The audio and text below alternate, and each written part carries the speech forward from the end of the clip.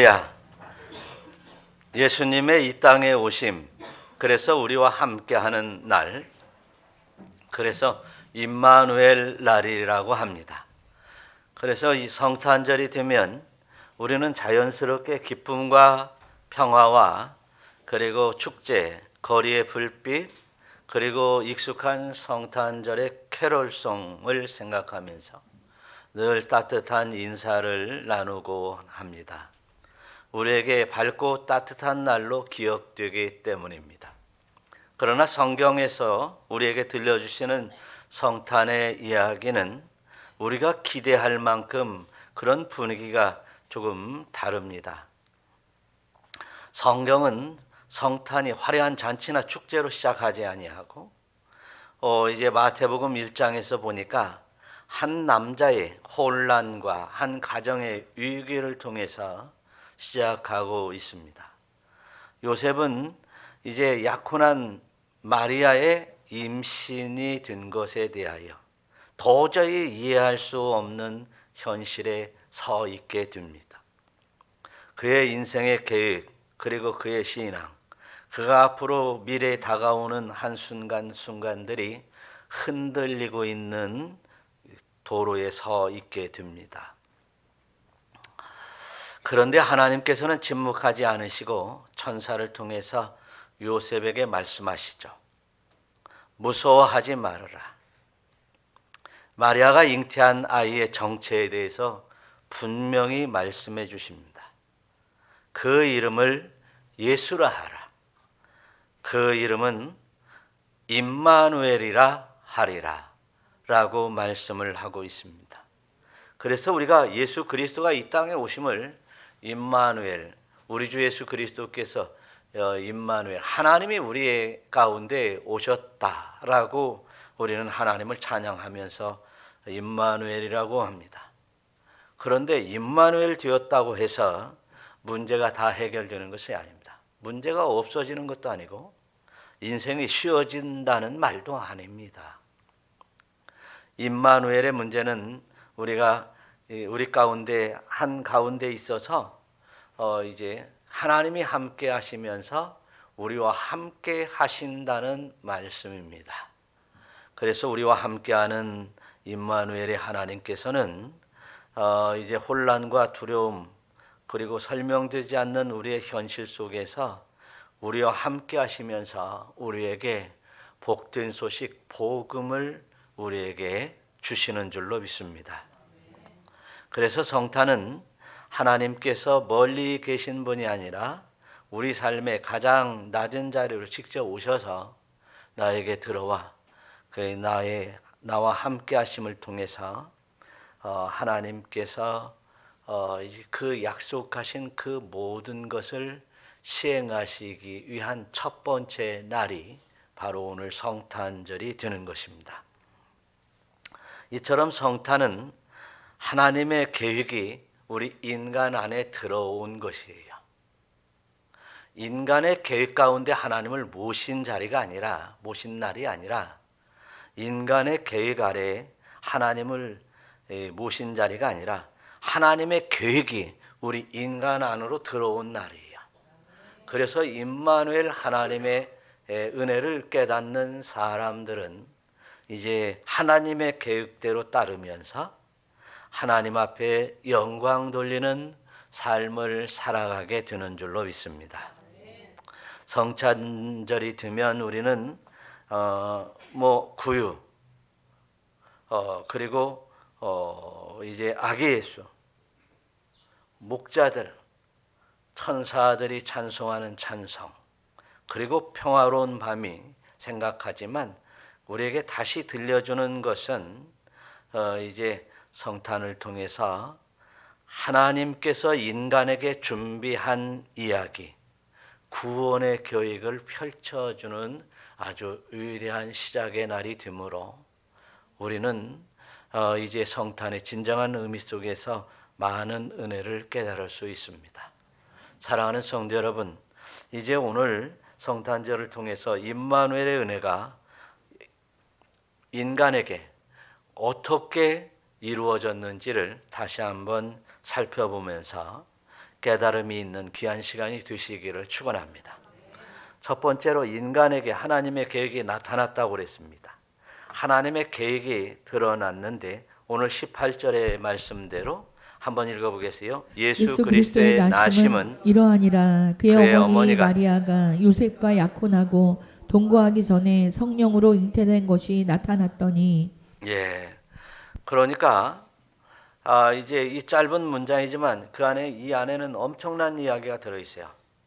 요셉의 입장에서 보면 이게 자기 인생 자체가 흔들릴 뿐만 아니라 오늘 현실의 나의 삶을 부정될 만한 엄청난 일이 일어난 것이죠. 요셉은 마리아와 약혼 상태에 있었습니다. 당시 유대 사회에서 약혼은 법적인 구속력의 한 단계로서 동거하기 전에 마리아가 임신했다고 하는 것은, 아이를 뱄다고 하는 것은, 이것은 참으로 상상할 수 없는, 도무지 이해할 수 없는 이제 사실 앞에 서 있게 되는 것이죠. 이런 놀라운 사실 속에서 이제 참 자신이 모든 인생의 순간이 무너지는 이 순간 속에서 자신의 계획이 아니라 하나님의 계획이 이제 요셉에게 이제 들어가게 되는 것입니다. 때가 참에 갈라디아서 4장 4절에는 써는요. 때가 참에 하나님이 그 아들을 보내사 여자에게서 나게 하시고 라는 말씀을 하세요. 그러니까 요셉의 생각과는 전혀 관계없이 하나님께서 이제 그 아들을 보내시는데 여자에게서 나게 하시는데 요셉과 관계없이 나게 하시는데 이것은 율법에서 나게 한 것이 아니라 그러니까 인간과 인간 사이에서 태어나게 하는 율법으로 나게 하신 것이 아니라 율법 아래에 있는 사람들을 용서하시고 그 모든 죄를 속량하시고자 하나님께서 이 아들의 명분으로 용서해 주시기 위해서 이렇게 엄청난 계획을 하셨다는 사실을 말씀하고 있습니다. 우리는 이 사실을 다 알고 있으니까 지금 이제 그 문맥이나 여러 모양으로 우리 예수 그리스도가 메시아 그리고 구세주라는 사실을 알고 있으니까 이게 그냥 받아들일 수 있는 얘기지만 당시 요셉에게는 상상할 수 없는 이야기였을 것입니다. 그래서 요셉은 이제 때가 참에 가서 조용히 이제 끊고자 하였다 이렇게 얘기를 하는 것입니다. 끊고자 하였다는 것입니다. 오늘 성경 본문 마태복음 1장 19절에서는 요셉이 의로운 사람이기 때문에 밖으로 드러내지 않고 가만히 가서 끊고자 했다 그랬습니다. 그런데 그것마저도 하나님께서는 허락치 아니하셨습니다. 요셉은 공개적으로 고발하지 않고 조용히 이별하려고 했으나 하나님께서는 이제 의로운 요셉에게 하나님께 강권적으로 그건 아니다. 내가 너를 통해서 그리고 너희 아내를 통해서 너희 아내를 통해 낳는 그 내 독생자 예수 그리스도를 통해서 해야 할 일이 있단다 라고 하는 암시를 주시는 것입니다. 사랑하는 성도 여러분, 가끔 우리는 우리 인간의 생각, 나의 결단으로 여러 가지 일들을 해결하려고 많이 합니다. 그러나 우리 인간에게는 한계가 있어요. 우리의 지혜로도 한계가 있습니다. 그렇다면 이제 우리가 하나님의 계획이 어디에 있는지, 하나님의 뜻이 있어서 이 일들이 일어나고 있는지를 살펴가면서 살아가는 것이 가장 지혜로운 삶인 줄 믿으시기를 축원합니다. 그렇습니다. 우리가 하나님의 은혜 가운데 우리 주 예수 그리스도께서 이 땅에 오셔서 우리의 죄의 문제를 해결할 것은 꿈에도 생각할 수 없었던 것이었습니다. 우리는 율법 아래서 죽고 율법으로 말미암아 이제 사망으로 나아갈 수밖에 없는 우리의 존재였었으나 율법으로 제사를 통해서 해결할 수 없는 것들을 예수님께서 해결해 주셨습니다. 하나님의 해결 방법은 우리 인간의 해결 방법보다 뛰어납니다. 하나님의 해결 방법을 간구하면서 기도하면서 이제 하나님의 말씀을 쫓아 살아가는 그 응답대로 살아가는 여러분들이 되시기를 축원합니다. 오늘 말씀 속에서도 20절을 보니까 한번 다 같이 읽어봐요. 이 일을 생각할 때에 주의 사자가 현명하여 이르되 다윗의 자손 요셉아 내 아내 마리아 데려오기를 무서워하지 말라. 그에게 잉태된 자는 성령으로 된 것이라.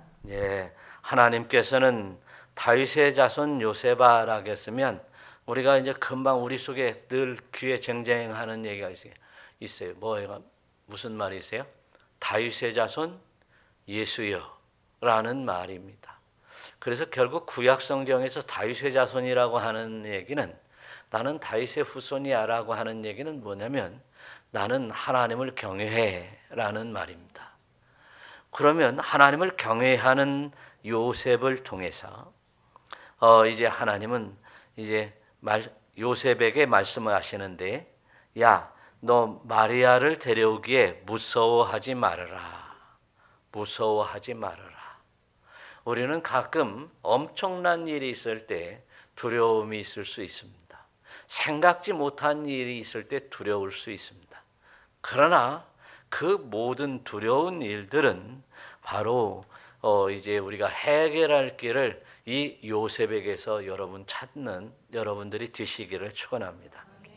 사람의 시선으로서는 두렵고 그리고 자신의 명예를 잃을 것이 두려웠던 요셉에게 앞으로 어떻게 살아야 될 것인가를 두려웠던 요셉에게 하나님은 야 두려워하지 말아라.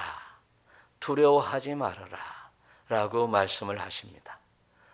이사야 선지자께서는 예수님 오시기 700년 전에 선지자였었는데 이사야 선지자는 어둠 속에서 메시아가 임한다고 하는 예언의 말씀을 하십니다. 이사야서 9장 2절 보니까 한번 다 같이 읽어봐요. 흑암에 행하던 백성이 큰 별을 보고 사방에 그늘진 땅에 거주하던 자에게 빛이 비치도다. 어둠 속에 있는 백성들, 흑암에 있는 백성들에게 큰 빛이 임하는데 그 사망의 그늘에서 땅에 저주하던 자들에게 큰 빛이 임한다 했어요. 죄로 말미암아 사망에, 죄로 말미암아 저주받을 인간에게 큰 빛이 나타난다라고 말씀하고 있습니다. 그 큰 빛이 바로 메시아를 예표하고 있는데 그 메시아가 바로 오늘 요셉의 아내인 이제 마리아를 통해서 이제 하나님의 독생자가 이 땅에 오시는 그 과정으로 우리 인간의 이해하기 어려운 기묘한 방법으로 이 땅에 오신다고 하는 것을 이제 염두에 두고 야 무서워하지 말아라. 너희 아내를 데려오는 데 있어서 두려워하지 말아라. 이렇게 말씀하십니다. 하나님은 야 두려워하지 말아라. 네 아내 데려오는데 무서워하지 말아라. 그렇게만 말씀을 하지 않았어요. 자세히 설명을 해 주십니다. 오늘 3절에서는 자세히 설명을 해주는 이야기를 말씀하십니다. 한번 이제 읽어보겠어요. 21절을 한번 읽어보겠어요. 다 같이. 아들을 낳으리니 이름을 예수라 하라. 이는 그가 자기 백성을 그들의 죄에서 구원할 자이심이라 하니라. 할렐루야. 아들을 낳을 것인데 그 이름을 예수라 하라. 예수라고 하는 이름은 그가 자기 백성을 그들의 죄에서 구원할 자다. 이렇게 얘기를 해요. 그가 그가는 누구예요? 예, 오시는 예수를 말씀하시죠. 자기 백성이라는 거예요. 누구 백성? 예수님의 백성. 그 이야기는 뭐냐면 택한 백성. 하나님이 일찍이 택한 백성들을 구원하기 위해서 그들의 죄에서 구원하여 내실 자이심을 이제 말씀하시는 것입니다. 그래서 단순히 우리가 이제 예수라고 하는 이름이 설명되어 있어요. 구약 성경에서든 신약 성경에서든 이름을 보면은요, 하여튼 너는 이렇게 살아라라고 이름을 지어주기도 해서 그 이름의 뜻이 있습니다. 너는 이런 사람 되라라고 해서 그 이제 소망을 가지고도 이름을 짓습니다. 그러면 늘 그 자기 이름을 들으면서 그 이름의 뜻을 생각하게 되고 그리고 그렇게 사람을 이끌어가는 방법으로 쓰여지고 있습니다. 그렇습니다. 그래서 이름을 이제 비싼 돈을 가서 주고 장명을 한다든지 열심히 기도해서 이름을 짓는다든지 또 이제 이 시대의 성도님들에게는 이제 목사님을 찾아와서 이름을 지어달라고 하는 경우도 있는데 하여튼 간에 보세요. 내가 이름을 짓지 않고 요셉과 마리아에게 이름을 지으라고 하지 않았어요. 그러니까 예수의 생모이신 마리아에게 이름을 지으라고 하지 않았어요. 더욱이 요셉에게도 말입니다. 그 이름을 누가 지어주십니까? 하나님이 지어주시는 것입니다. 여러분, 저와 여러분들이 이렇게 하나님께서 예수라 하라, 그리고 그가 자기 백성을 그들의 죄에서 구원할 자라고 이렇게 이름을 지으셨다라고 하는 것입니다.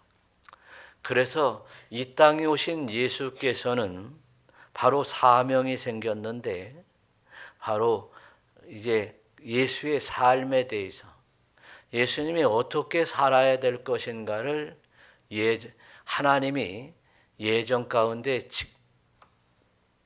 다 계획하시면서 이름을 주신 것이다. 그런 얘기입니다. 그러기에 예수님께서는 고난을 지고 짊어지고 십자가를 짊어지고 모든 피를 쏟기까지 모든 힘을 다하여 오직 택한 백성의 죄를 구원하기 위해서만 사역을 하셨던 것입니다. 그렇습니다. 예수님의 이름을 볼 때에도 그런데 우리도 이제 이름을 가졌습니다. 하나님께서 이름을 지어주셨어요. 우리가 우리의 부모들이 지어준 이름도 있지만 하나님께서 우리에게 지어준 이름이 있습니다. 바로 그 이름은 성도라는 이름입니다. 성도, 예수 그리스도를 믿음으로 말미암아 구원을 받은 그리고 거룩함을 쫓아가는 성도라는 이름을 주셨습니다. 사랑하는 성도 여러분, 우리는 성도라는 이름을 가볍게 여겨서는 안 될 것입니다.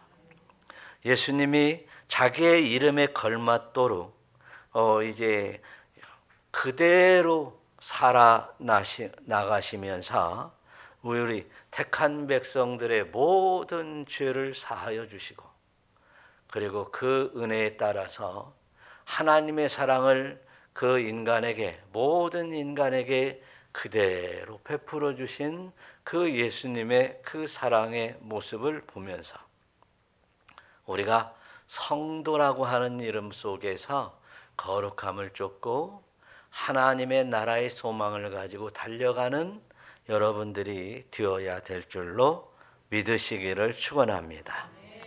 예수님은 이제 우리의 문제들을요 또한 직접적으로 해결하려 오신 분이 아니에요. 사실은 정치적으로 보면은요 로마의 압제에서 고통스럽게 살아가는 이스라엘 백성이었습니다. 그런데 그는 권력과 힘으로 물리치지 않았습니다.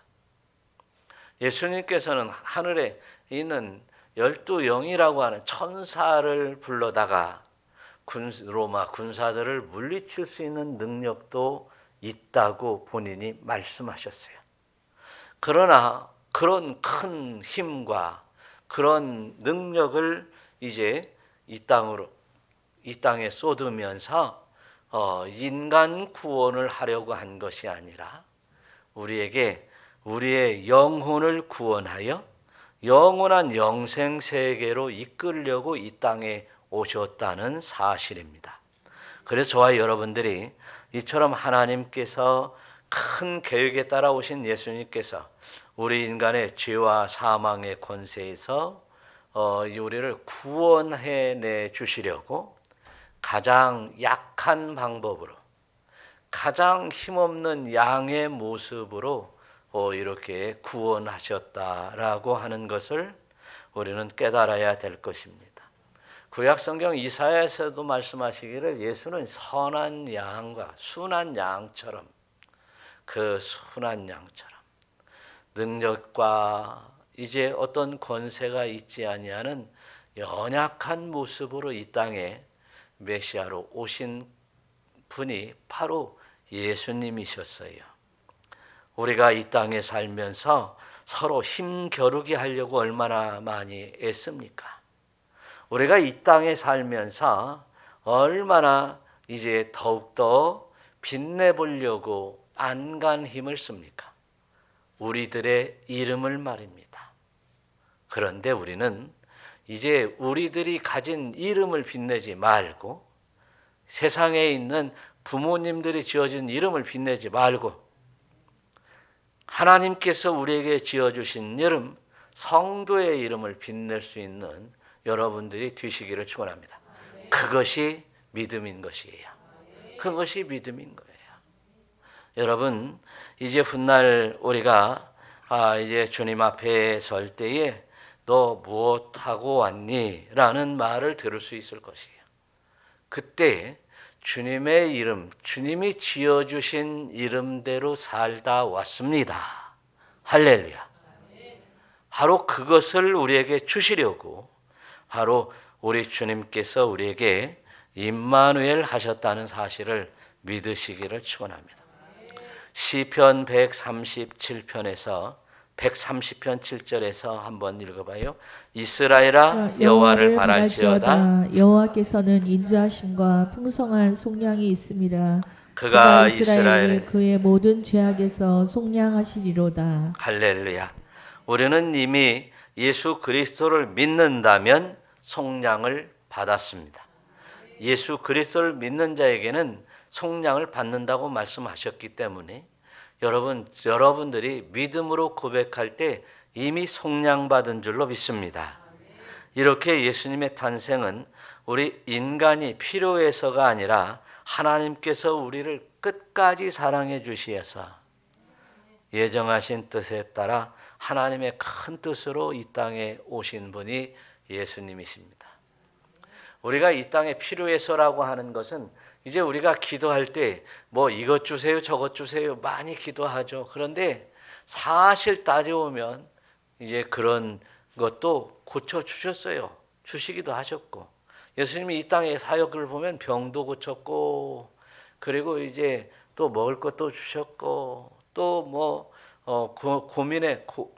고민하는 문제 그런 것도 이제 수렁에서 건져주시기도 하고 그랬지만 결국 궁극적인 예수님이 이 땅에 오신 뜻은 우리의 모든 죄악에서 속량하시려고 이 땅에 오셨다. 할렐루야. 그래서 예수라는 이름이 여호와는 구원이시다라고 말씀하고 있습니다. 사랑하는 성도 여러분, 우리는 예수님은 오직 나의 구원주이십니다. 예수님, 우리의 구원은 오직 예수님만이 우리를 구원하시는 것이에요. 천국에 나아가는 것도 오직 예수님만으로 나갈 수 있고요. 예수를 믿음으로 나간다고 분명히 말씀하고 있어요. 이 땅에 선한 일을 많이 한다고 해서 구원받는 게 아닙니다. 이미 우리는 죄악 속에 있는 이미 죄인입니다. 생각하는 것들마다 죄악을 생각하고 우리가 하는 일들 보면 이제 나는 좋지만 다른 사람들에게는 죄악 덩어리 같은 죄악의 생각들을 그 행동들이 얼마나 많은지 모릅니다. 우리는 예수 그리스도로 말미암아 죄 사함을 얻지 않고는 결코 이제 아버지께 나아갈 수 없다는 사실을 깨달을 때 예수님을 모셔드려야지, 할렐루야, 모셔드려야지 라고 하는 결단이 있으시기를 축원합니다. 마지막으로 예수님이 우리와 함께 계시려고 이 땅에 오셨다 이렇게 있어요. 23절을 한번 읽어보겠어요. 보라 처녀가 잉태하여 아들을 낳을 것이요 그의 이름은 임마누엘이라 하리라 하셨으니 이를 번역한즉 하나님이 우리와 함께 계시다 함이라. 하나님이 우리와 함께 계신다. 여러분, 예수님께서 이 땅에 오신 것은 뭡니까? 그 사람으로 이 땅에 내려와서 우리와 함께 계시려고 이 땅에 오셨다라고 말씀을 하십니다. 믿으시기를 바랍니다. 태초에도요, 에덴 동산에서 하나님이 함께 창조하신 아담과 함께 하와와 함께 에덴에 함께 계셨습니다. 함께 계시지 못한 이유가 분명히 있죠. 바로 아담이 범죄함으로 말미암아 그 함께함이 깨졌습니다. 그리고 이제 하나님이 무서워 두려워서 이제 하나님의 낯을 피하여 도주했습니다. 죄로 말미암아 하나님과 함께 있을 수 없다는 사실이었습니다. 그것처럼 우리도 죄로 말미암아 하나님과 함께 있을 수 없는, 함께할 수 없는 우리 인간임에도 불구하고 이제는 낮은 모양으로 우리에게 다가오셨는데 바로 이제 우리의 모든 죄를 사하시고 거룩한 성도의 모습으로 이끄시어 하나님의 자녀의 권세를 얻도록 하기 위해서 우리 안에서 역사하기를 원하여 우리 가운데 오셨다는 사실을 믿으시기를 축원합니다. 그래서 요한복음 1장 14절에서도 이런 말씀을 하세요. 한번 읽어봐요. 말씀이 육신이 되어 우리 가운데 거하심에 우리가 그 영광을 보니 아버지의 독생자의 영광이요 은혜와 진리가 충만하더라. 할렐루야. 예수님이 이 땅에 오신 모습을 보니까 사도 요한이 보기에 말씀이 육신되어서 오셨는데 하나님이 선포하신 말씀에 따라 오셨는데 우리가 그분을 보니까 그를 보니까 여호와의 영광이 아버지의 독생자의 영광이요 은혜와 진리가 충만하더라. 우리는 이 말씀을 그냥 지나갈 만한 일이 아닙니다. 아버지의 영광이 우리에게 충만케 해 주시려고 독생자 예수 그리스도의 영광이 우리에게 충만케 해 주시려고 우리 안에 지금 두드리고 계시다는 사실을 믿으시기를 축원합니다. 그래서 하나님께서 우리의 구원은 하늘에서만 명령해서 구원하겠다 이렇게 하지 않았어요. 직접 내려오셔서 낮은 자리로 내려오셔서 우리와 함께 하심을 통하여 우리를 견인해 가시려고 하는 엄청난 하나님의 큰 사랑이 우리에게 임한 줄 믿으시기를 축원합니다. 이것을 바로 구약 성경에서 예정된 뜻에 따라서 말씀하신 대로 또 예언하신 그 말씀대로 이제 하나님의 크신 사랑 앞에 나오게 된 것입니다. 구유를 선택해서 낮아질 때까지 낮아진 자리로 오셨습니다. 그런데 아이를 낳을 곳이 없어서 마리아나 요셉이 어쩔 수 없이 선택한 구유의 자리가 아니라 그 구유의 자리까지도 하나님께서 예정하신 뜻에 따라 인도하셨다는 사실이에요. 저와 여러분, 이제 믿음으로 우리가 살아가는, 글쎄요, 한번 보세요. 요셉과 마리아가 자기 집에서 이제 있다가 이제 예수를 이제 낳을 때가 되었다면 어때요? 감히 마을 구유로 갈 필요가 없었을 것이에요. 요셉과 마리아는 어쩔 수 없이 여관이 없어서 마을 구유에 들어가게 된 것은 결코 우연이 아니고, 우리 인간은 어쩔 수 없다고 말하지만 하나님께서 다 예정하신 낮고 낮은 곳으로 오셔서 우리와 함께 하시려고 하는 하나님의 사랑이었다라고 하는 것을 알 수 있습니다. 이 오늘 성경 본문은 24절 25절에서도 요셉이 잠에서 깨어 일어나 주의 사자의 분부대로 행했다라고 했어요. 주의 분부대로 행했다라고 했어요. 요셉은 아까 이제 시작하면서 말씀드린 바와 같이 전혀 예상치 못한 자기 인생에 있어서 가장 이제 뭐예요? 수렁의 나락으로 떨어질, 낭떠러지로 떨어질 그럴 만한 상황임에도 불구하고 하나님의 분부대로, 주의 사자의 분부대로 그 아내를 데려왔고, 그리고 동침하지도 아니하고서 아들을 낳게 해서 그 이름을 예수라고 했다라고 하는 것입니다. 여러분, 우리가 오늘 말씀에서도 참 중요한 교훈을 주시는 것은 우리가 할 수 없을 만한 이러한 난감한 명령에도, 난감한 하나님의 본부에도 이제 요셉은 그대로 순종했다라고 하는 것입니다. 그것이 예수 믿고 구원받은 하나님의 사람들의 자세가 되어야 되는 것입니다. 나는 힘들고 어렵고 버거워도 하나님께서 말씀하시면 아멘 순종하고 기쁨으로 할 수 있는 우리의 사명자들이 되어야 될 줄로 믿습니다. 우리 예수 믿는 사람들은 예수님의 뜻대로, 하나님의 뜻대로 순종하여야 할 만한 사명이 있습니다. 또한 믿음의 사람들, 하나님이 우리를 사망에서 건져주셨기 때문에 비록 최소한 우리는 예수 믿는 사람으로서, 구원받은 사람으로서 하나님 앞에 최소한의 의무가 있습니다. 그 의무들을 마다하지 않기를 축원합니다.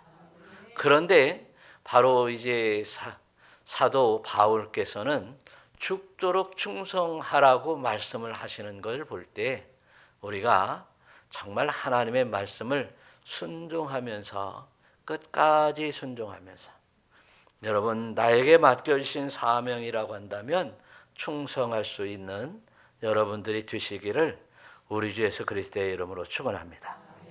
사랑하는 성도 여러분, 오늘 말씀을 마무리하면서 하나님께서 뭐라고 하십니까? 요셉에게 내가 너와 함께 하노라, 임마누엘 하리라 라고 말씀을 하십니다.